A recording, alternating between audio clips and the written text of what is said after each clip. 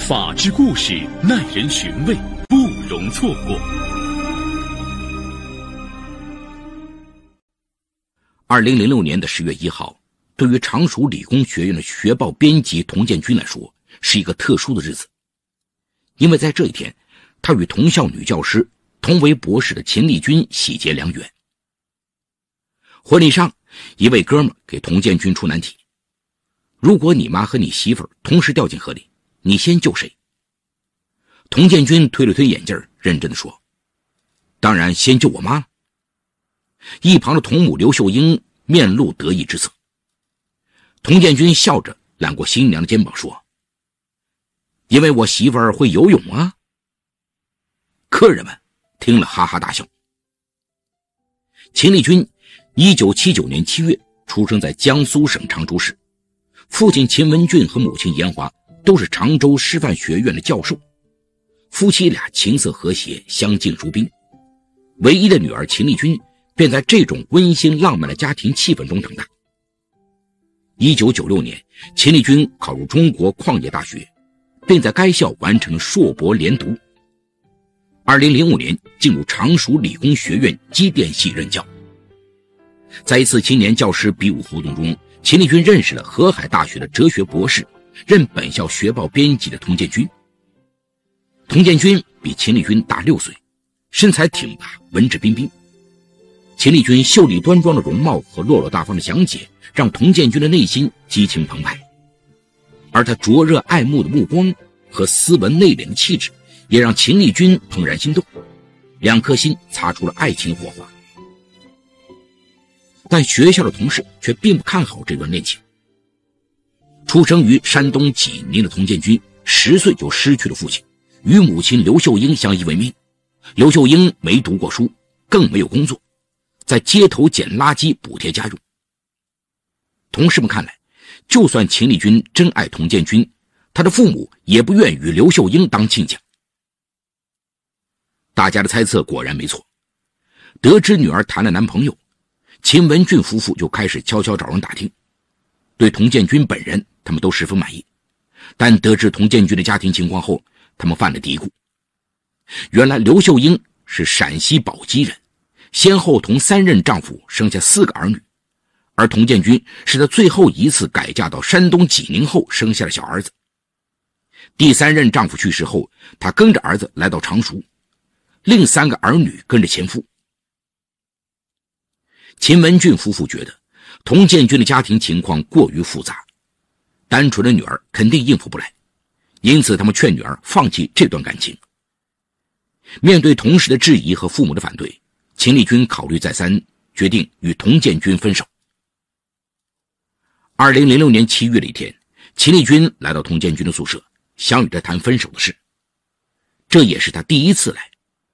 他看到楼梯间有一大堆杂物，2个人正在汗流浃背地分拣着这堆垃圾，其中一个正是童建军。童建军站起身，自然地介绍说：这就是我妈妈。妈，她就是我跟你说过的小秦。刘秀英尴尬地招呼秦丽君，并忙着给她煮开水蛋。童建军平静地看着秦丽君说：这就是我妈妈和我的生活。我以前谈过几个女朋友，都因为嫌我妈妈又穷又脏而与我分手了。你今天来，会不会也是想说这个？看到眼前的一切，秦丽君内心涌起了对童建军更深的爱意。对贫贱的母亲不离不弃，像他这样朴实孝顺的男孩不多了。他顿时打消了与童建军分手的念头。听到女儿讲述童建军对母亲的孝心和非他不嫁的决心后，秦文俊夫妇与女儿发生了激烈的争执。可一向听话的秦丽君这回犯了犟，最后严华只好安慰丈夫说：童建军的母亲经历坎坷，却培养了这么出色的儿子，这说明这位母亲不简单。再说，吃过苦的人更能理解人生的不易，他们母子肯定会更加珍惜丽君。秦文俊无可奈何地答应。于是2006年的11，秦丽君与童建军幸福地结为夫妇。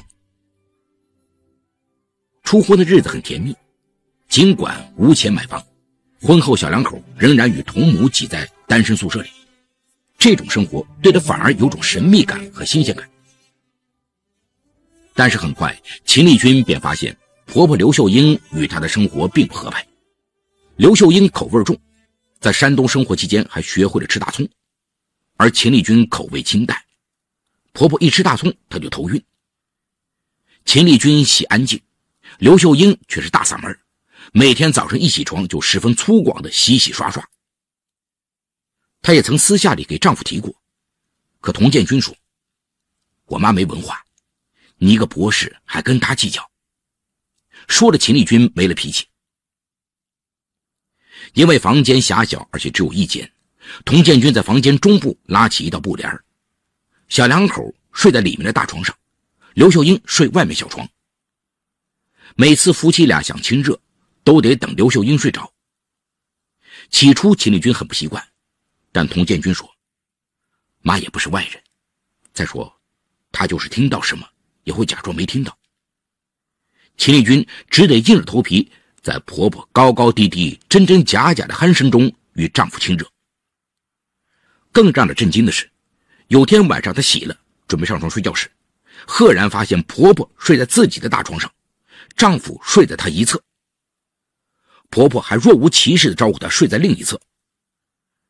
正在秦丽君震惊不已时，童建军却说，你没嫁给我的时候，我和妈经常一起睡。那一夜秦丽君辗转难眠。为了躲避这种难堪，秦丽君把老校区的宿舍让给婆婆居住，自己和丈夫搬到了新校区。可是没过几天，下班回家的秦丽君发现婆婆的小床居然又出现在她的新居里。童建军为难地说，妈年纪大了，一个人住得那么远，我也不放心。秦丽君感到自己快要崩溃了。因为对婆婆的干涉感到别扭，秦丽君周末时经常回常州娘家居住。从女儿口中得知这些事情后，严华既怜惜女儿婚后生活的困窘，同时也意识到女儿女婿需要一套大一点的房子，来解决同居一室的尴尬。为此，秦文俊夫妇拿出自己的10万元积蓄作为首付，帮女儿女婿在常州市余山镇买了一套2室2厅的商品房。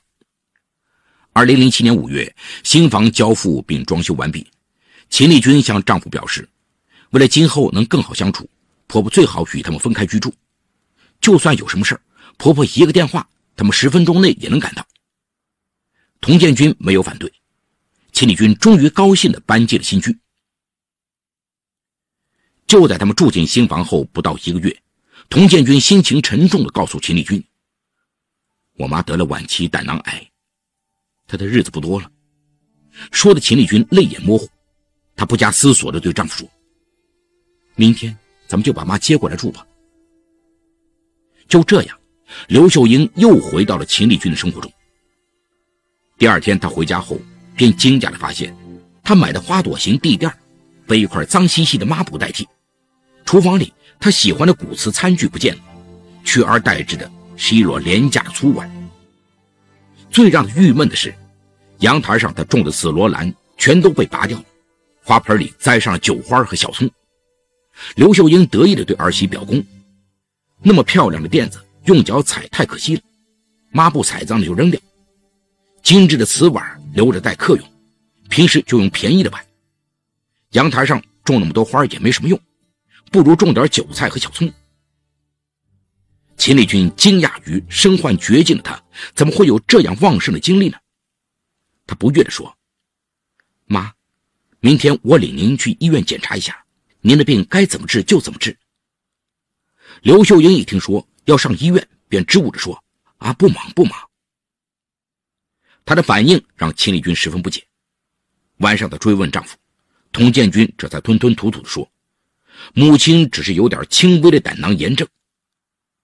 听到这里，秦丽君的眼泪都快下来了。原来丈夫与婆婆居然合伙骗她。怒火攻心的她走到客厅，对着婆婆大声说，妈，您这么大年纪怎么能骗人呢？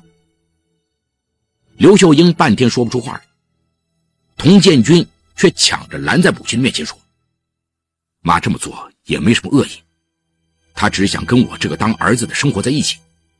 我结婚的时候就跟你说过，我妈离不开我，谁要是敢欺负我妈，我就给谁颜色看。”看到丈夫居然敢威胁自己，秦丽君气得浑身发抖，但一直以来做人的修养和自尊却让她不能像泼妇一般与丈夫和婆婆对骂。她眼里含着泪水，转身摔上了卧室的门。就在秦丽君为此事郁闷不已时，她发现自己怀孕了。这个好消息让所有人都欢欣鼓舞，也暂时冲淡了秦丽君与婆婆之间的不快。在怀孕的那几个月里，秦丽君享受到了婆婆无微不至的照顾。2008年4月，她生下了儿子小宝，刘秀英乐得合不拢嘴。秦丽君本以为儿子的出现会改善自己与婆婆的关系，但她很快便发现，正是因为儿子，她与婆婆之间的分歧越来越大，越来越明显。秦丽君生孩子后坚持母乳喂养，但因为知识分子的羞涩，每次奶水来了，她都把孩子抱进房间里哺乳。每当这时候，刘秀英就站在一旁欣赏小孙子吃奶，秦丽君只好扭转身子避开婆婆的眼光。可无论她转向哪边，刘秀英的眼睛都痴痴地粘在孙子鼓动的小嘴上。秦丽君便对婆婆半开玩笑地说：“妈，我给儿子喂奶，谢绝参观。”秦丽君产假满后便回单位上班了。刘秀英拍着胸脯向儿子儿媳保证，一定把孙子带好。秦丽君还是不放心，童建军却安慰她说：“我妈把孙子看得比她的命还重，你还担心他会亏待小宝啊？”平心而论，刘秀英带孩子也着实卖力。小宝晚上哭夜，闹得童建军夫妇无法休息，她就自告奋勇让孩子跟自己睡。看着婆婆早上起床后青黑的眼圈，秦丽君对婆婆多了几分感激。有一天，秦丽君去找孩子，没想到正好看到婆婆和几个老太太嘻嘻哈哈的用手拨弄小宝的小鸡鸡。她不悦地说：“妈，男孩的小鸡鸡不能这样玩，会影响发育的。”说完便把孩子抱走了。那天晚上回家，刘秀英黑着脸不理儿媳。秦丽君听到她对丈夫说：“你小时候我就是这样把你带大的，你还不是一样娶老婆生儿子？我看他真是读书把脑壳给读傻了。”秦丽君无比沮丧地发现，婆婆与自己仿佛是两套不兼容的电脑系统，想改变她的想法是一项无比庞大的系统工程。小宝快满1岁时开始添加辅食。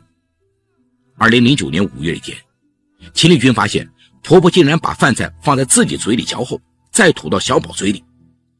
看着小宝吃得津津有味的样子，秦丽君胃里一阵恶心。她一把端过小宝的饭碗，说：“大人嘴里有很多病菌，这样孩子会生病的。”刘秀英大师说：“我生了4个孩子，全是这么带大的，怎么到你这儿就不行了呢？”秦丽君知道跟婆婆讲不清，便不再理她。童建军回来后，刘秀英抢着说儿媳嫌弃他。童建军阴沉的脸对秦丽君说：“你为什么瞧不起我妈？”秦丽君反驳说：“她用错误的方式喂养孩子，我怎么就不能提意见？”童建军竟然朝他一巴掌挥了过去：“你记住，我不许任何人欺负我妈！”秦丽君顿时傻了，这个曾经让她依赖给她幸福的男人似乎变成了另外一个人。此后这种情景反复上演，秦丽君十分压抑和绝望，她向父母表达了想与童建军离婚的想法。秦文俊夫妇也很难过，但他们认为婆媳矛盾哪家都有，为了小宝有个完整的家，女儿不能轻率离婚。为了缓和女儿与婆婆的关系，秦文俊夫妇买了礼物来看望亲家，还把她带到常州著名的眼科医院看眼病。但是刘秀英的调门却越来越高，公然跟邻居说：“教授家的女儿又怎么了？嫁到我家，那就是我家的媳妇儿，就连他爸妈在我面前也得低声下气。”小宝渐渐大了，模仿能力也很强。秦丽君给儿子播放莫扎特的小提琴协奏曲，希望能给他渗透些艺术气质。没想到刘秀英却皱着眉头说：“这什么曲儿啊，还没我们老家的兰花花好听呢。”为了表示自己也很重视孙子的素质教育，只略识几个汉字的刘秀英用跑腔走板的陕西普通话教孙子识起字来。秦丽君对婆婆说：“妈，你以后别再教小宝认字了，他上学以后一口陕西话，同学要笑话他的。”刘秀英不乐意了，说：“陕西话咋了？那就招人笑话了？你就是看不起我们农村人。”2010年9月，秦丽君经过慎重考虑，决定把小宝送到外公外婆那里去抚养。其实童建军哪能不知道自己的母亲是什么文化水平，对儿子的爱最终战胜了对母亲的依顺，他同意了妻子的意见。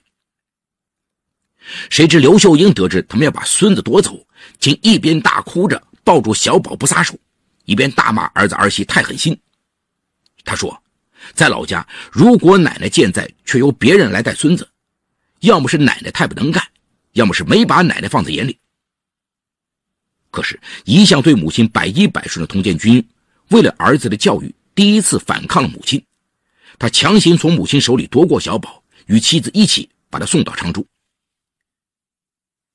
小宝走后，刘秀英整天失魂落魄，指责儿媳。看到儿媳不辩解，刘秀英更认为自己想的没错，把一切罪过都算在儿媳头上。不是悄悄藏起他头一天晚上备课的笔记，就是趁他用电脑时突然拉掉电闸。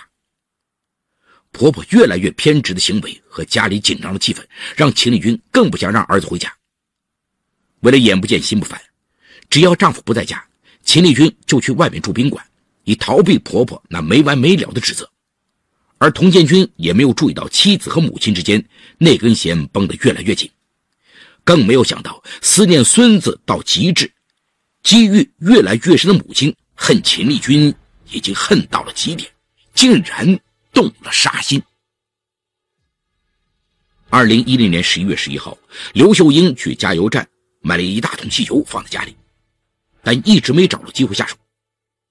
11月26号，童建军到常州出差，而秦丽君马上要参加副高职称的考试，他向领导请假在家复习。中午11点多钟，让秦丽君做梦也想不到的厄运逼近了。他走到客厅时，刘秀英突然拎起一桶汽油泼到他脸上。秦丽君眼睛里的隐形眼镜遇到汽油开始融化，他什么也看不见。刘秀英却拿起事先准备好的水果刀，向秦丽君劈头盖脸的刺过去。可怜秦丽君挣扎了几下，便不再动弹。看到倒在血泊中的儿媳，刘秀英心里似乎得到了解脱。她换下血衣，骑上三轮车，到外面小摊上吃完午饭后，便来到城南派出所投案自首。童建军得知此事后几乎昏死过去，他生命中最爱的两个女人居然以这种惨烈的方式同归于尽。他跪在秦文俊夫妇面前泣不成声。老两口被突如其来的噩耗击垮了，严华立即晕倒在地。秦文俊眼神空洞，喃喃地说：“引狼入室，引狼入室啊！”目前，刘秀英已被常熟市人民检察院批准逮捕并提起公诉，法律将会对他的行为进行应有的惩罚。